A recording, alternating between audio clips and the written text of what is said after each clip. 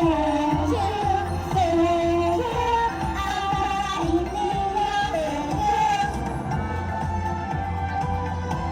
sige, Ella, anak, ingat kayo.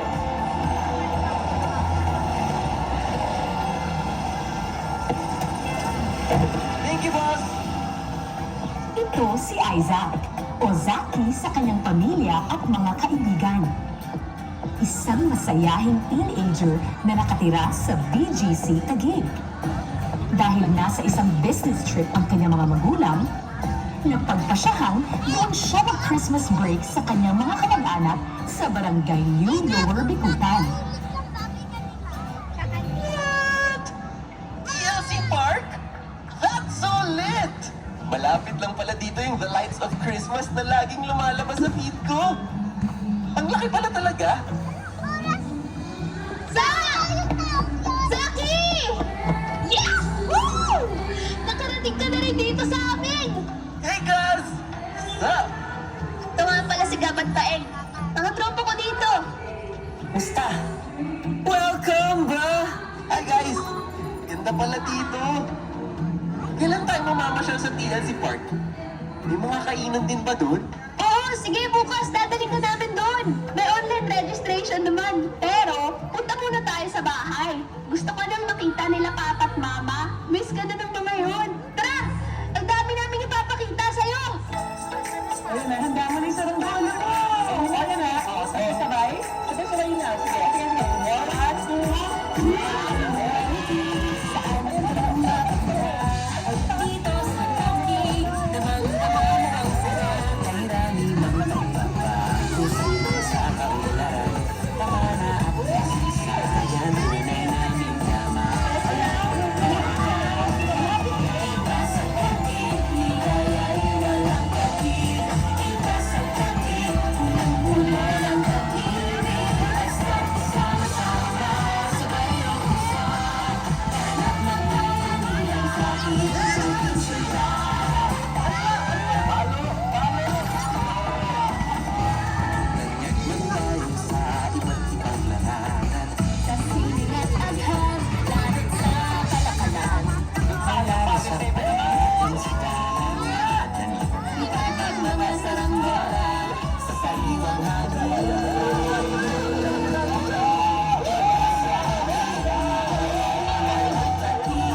Iba sa Taguig, punong-puno ng pag-ibig. Basta't sama-sama, sabay ang usap. Tara't magbayanihan sa ating probinsya.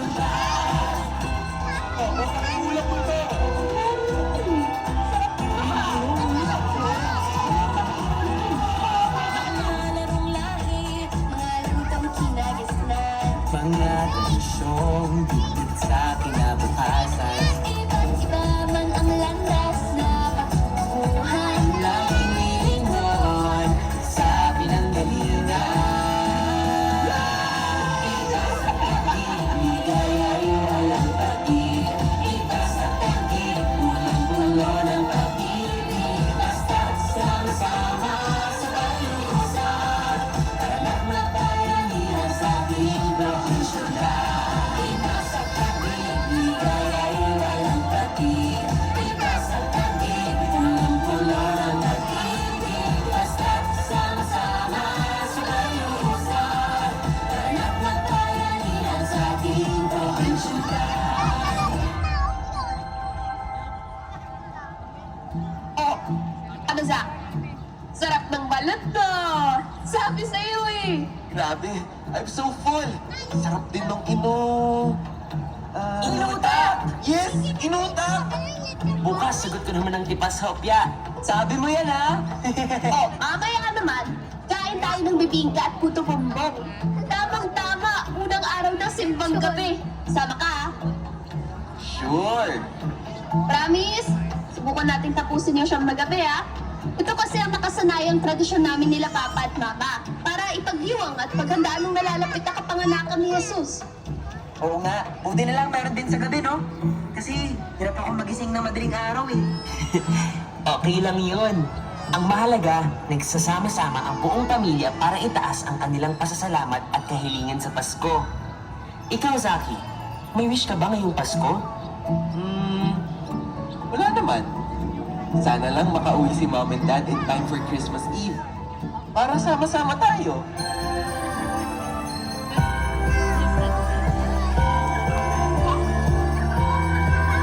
Hi, Father! Mama po! Hi, Father! Bless po! Bless po! Hindi na kayo dyan. Hindi na kayo. Hindi na kayo dito. May nakulit pa. Tapos dito. Hindi na kayo dyan. Hello po! Merry Christmas po! Meron po kaming pagsasadula ng unang Pasko. Mag-uumpisa po ito na alas 9 ng gabi. Sana po makanood kayo. See you po! Thank you!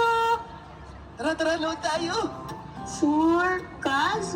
Di ka pa pagod? I'm game. Kayo? Oo naman, tatay ko yata ang gaganap na pastol. Oo naman. Idol! Teka, nag-order pa ako ng isa pang bibingka. Ubusin ko lang ha. Parang di tayo kumain ng wagas buong araw, ah! Mukbang power! Para matikman naman ni Zaki mga patahe dito. Oo nga, baka puro burger na lang lagi kinakain mo. Grabe kayo. Tara na guys, baka mag-start na yung play! Oo nga, para makaupo tayo. Let's go!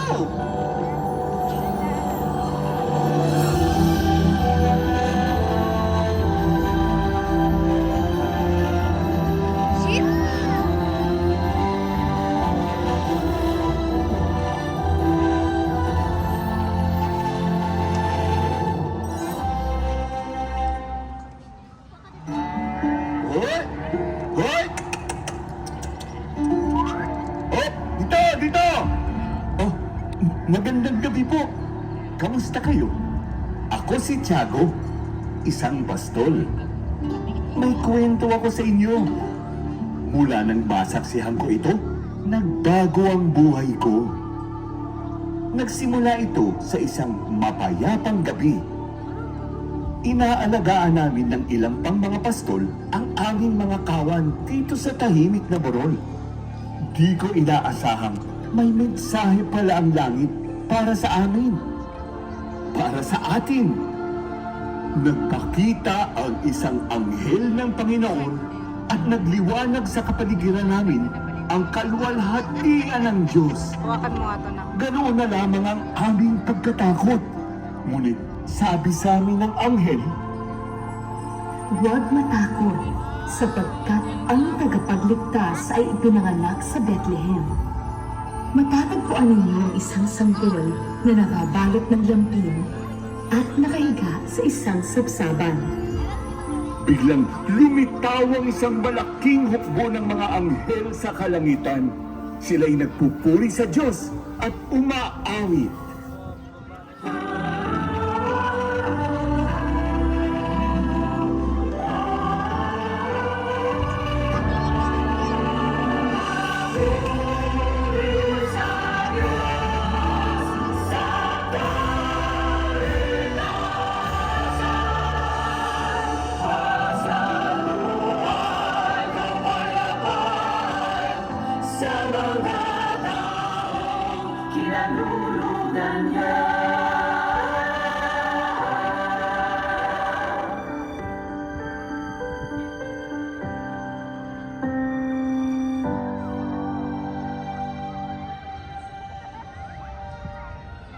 Tila simponya ng pag-ibig at pag-asa ang kanilang mga tinig, kay sarap pakinggan. Kasama ng aking anak, sinimulan namin ang paglalakbay. Isang bituin na napakaliwanag at mas maningning kaysa alinmang bituing nasa kalangitan ang naging kabay namin. Umabot kami sa isang hamak na kwadra sa gitna ng dayami at iba't ibang mga hayop. Doon, natagpuan namin sina Maria, Jose, at ang bagong panganak na Haring Sanggol.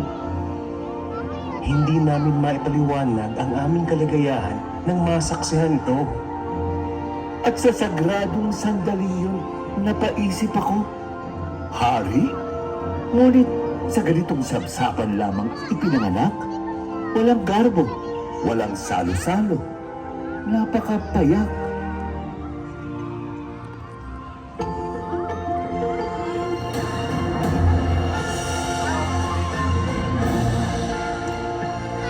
Walang salubong para sa isang hari. Mga abang pastor sa iyo'y bumati. Walang karangyaan o anumang yaman. Nagmistulang alipin para sa ating kaligtasan. Ang tawag sa'yo'y Emmanuel. Ang Diyos ay nasa atin, kasama natin siya ay si Jesus. Emmanuel. Ang Diyos ay nasa atin, kasama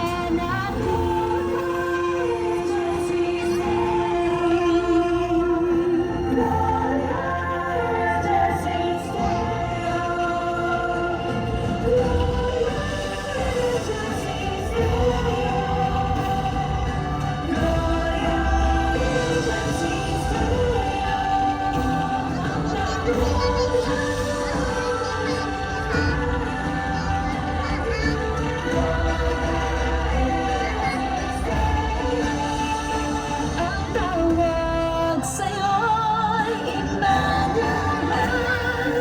Ang Diyos ay nasa atin, kasama natin siya ay si Jesus.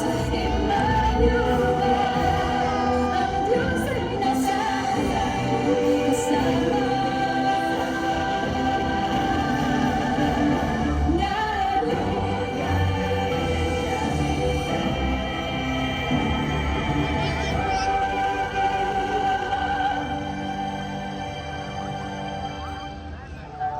Nabangha ako sa kahalagahan ng gabing iyon.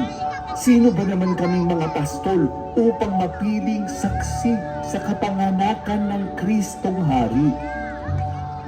Aming napagtanto rin na ang paghahari ni Jesus ay tungkol sa pagpapakumbaba, pakikiramay, at walang pag-iimbot na pag-ibig at paglilingkod hanggat ang sariling buhay ay ibigay para sa kaligtasan ng lahat. Ibang-iba sa mga makamundong uri ng pamumuno kung saan kapangyarihan, karangyaan at kayamanan ang naghahari. Noong gabi yun, bumalik kami ritong niluluwalhati at pinupuri ang Diyos dahil sa lahat ng mga bagay na aming narinig at nasaksihan. Kaya tayo'y magdiwang at magalak dahil ipinanganak si Jesus, Emmanuel, ang ating tagapagligtas. Wala man ang liwanag ng mga nagniningning na ilaw at mga bituing ito. Lagi sana nating pasikatin ang tunay na diwa ng Pasko sa ating mga puso. Ang paghahatid ng pag-ibig, pag-asa at kapayapaan sa kapwa.